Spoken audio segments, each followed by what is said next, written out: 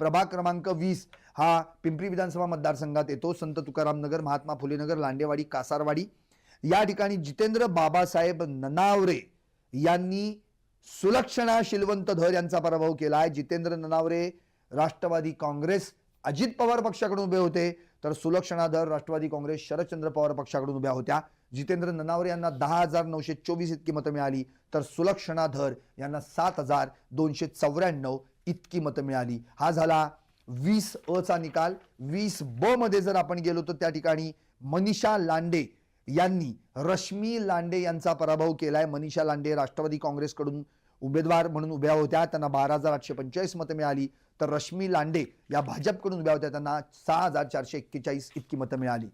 या ठिकाणी 20 क चा विचार केला तर वर्षा जगताप या राष्ट्रवादी काँग्रेसकडून निवडणूक रिंगणात उभ्या होत्या, त्यांना 12,407 मतं मिळाली।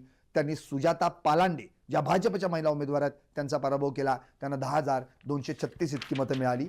20 ड चा जर विचार केला आपण तर या ठिकाणी योगेश बहल हे पुन्हा एकदा निवडून आलेले आहेत आणि त्यांना तब्बल 7 वेळा महापालिकेत जाण्याचा बहुमान त्यांनी मिळवलेला आहे। योगेश बहल राष्ट्रवादी काँग्रेसचे अजित पवार राष्ट्रवादी काँग्रेसचे शहराध्यक्ष देखील आहेत, त्यांना 15,779 मतं मिळाली।